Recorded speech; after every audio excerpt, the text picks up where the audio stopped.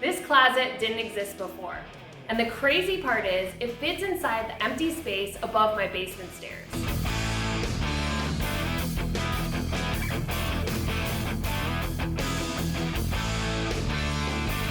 Welcome to Mission DIY. Today I'm going to show you how I turned wasted space above my basement stairs into a fully functional closet. Have you ever looked at a space in your house and thought, man, there has to be a better way to use that?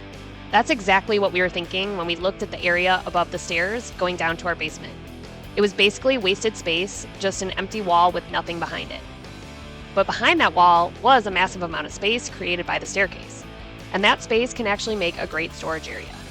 But before we could turn this space into a closet, there was one challenge we had to figure out first.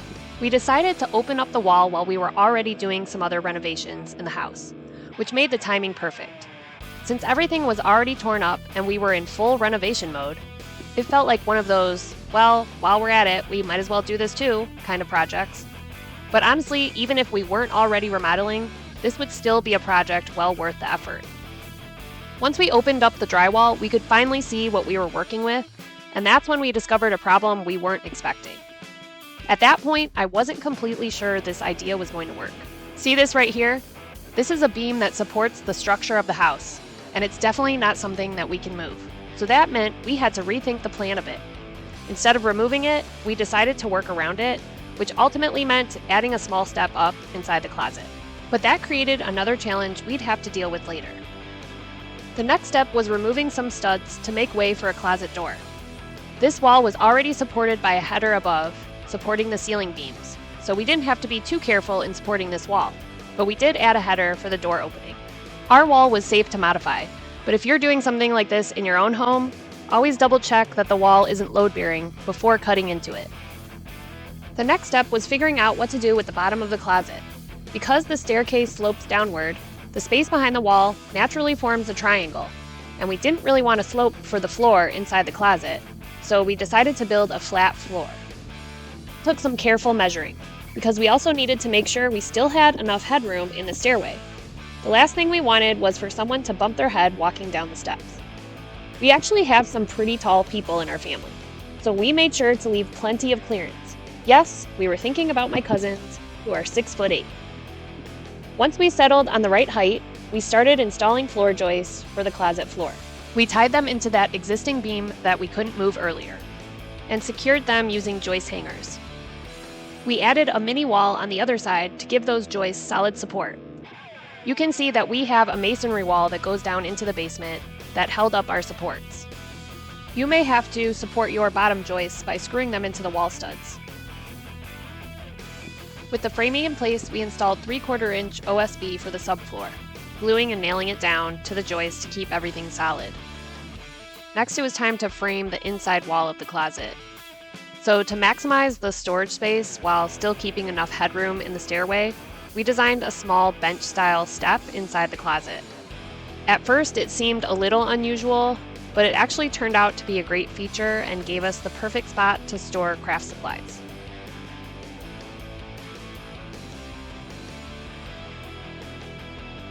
We covered these with OSB as well, and then I framed out the side wall and got it ready to lift into place. I was a good 6 months pregnant at this point, so I didn't want to strain myself and lift the framing up by myself. I know it does look like I'm doing a lot while pregnant, but I was always very careful and slow to make sure I was being safe. I also always wore proper PPE equipment, such as a quality mask while cutting wood. So while I waited for Russ to finish what he was working on so that he could help with the wall, I went ahead and started installing the new pocket door. This opening already had a pocket door, but while everything was open, it was another one of those situations where, well, we may as well replace it while it's open. There is a significant cost to sliding door mechanisms, especially since we bought soft close parts for both the opening and closing of the door. But again, it was well worth the time and cost to have nice, smoothly operating doors. I put links in the description for all the hardware we used. I would have hated the thought of having old, hard-to-open doors, knowing I could have done something about it and done the work easily while the wall was still open. That's something Russ and I really value. We believe in taking our time and doing quality work.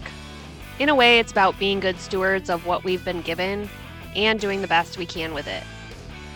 There's something really satisfying about finishing a project and knowing you didn't cut corners and that you did the best job you could, at least to the best of our knowledge and abilities. With Russ ready, it was finally time to install the wall I had framed.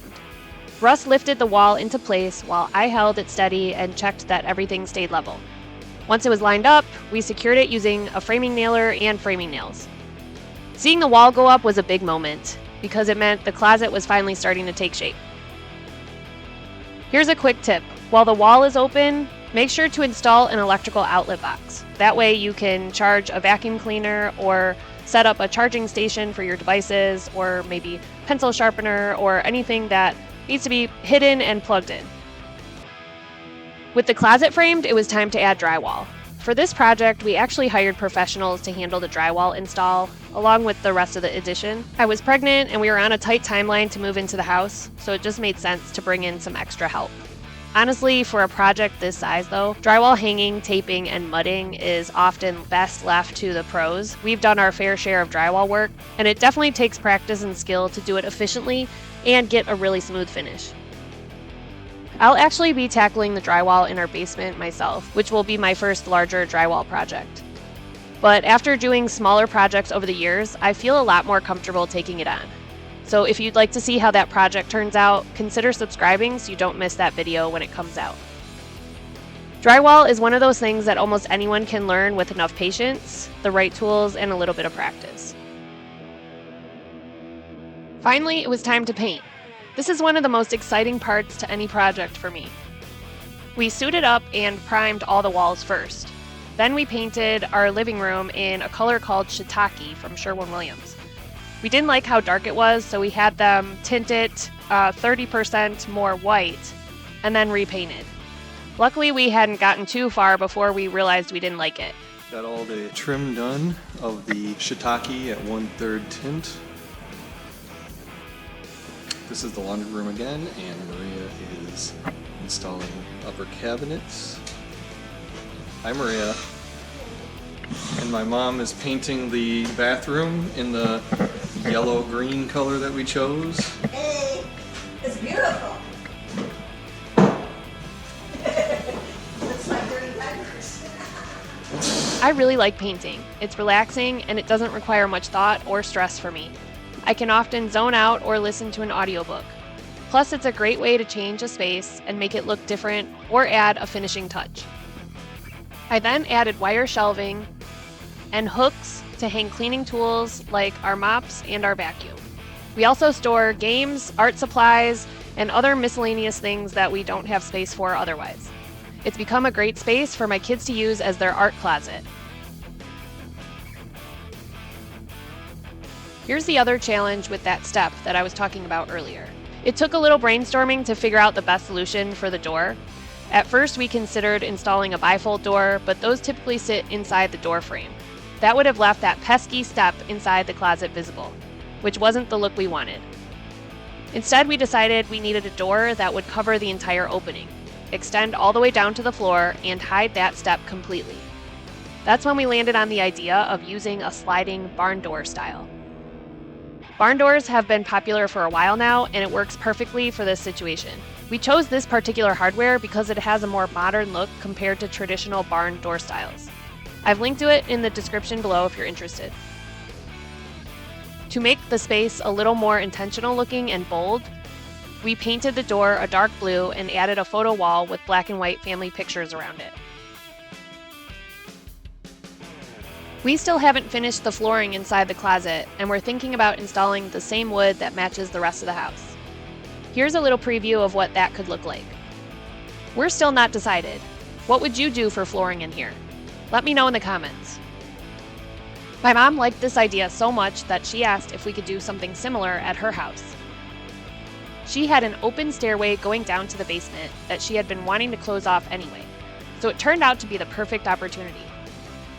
We framed in the space and built a closet above her staircase, just like we did at our house. But in her case, she decided to use it as a pantry. And while we were working on that space, we realized we could make it even more useful. By reducing the depth of the pantry in half, we were able to create another small closet on the opposite side that opens into the bedroom, which was lacking in storage space. Now my kids have a space to hang some clothes for spending the night at Nonna's house. So with one project, we were able to solve 3 problems: closing off her stairs, adding a pantry, and giving the bedroom a much-needed closet. What used to be a wasted space is now a fully usable closet, and it didn't require adding any square footage to the house. Sometimes the best storage solutions are hiding right inside the walls you already have. It's amazing what you can do with space that most people overlook. This project reminds me of a verse from Ephesians 5:16 that talks about making the most of every opportunity. And sometimes that opportunity is just the empty space inside your walls. If you enjoy practical DIY projects like this one, make sure to subscribe to Mission DIY. Thank you so much for watching, and I'll see you in the next video.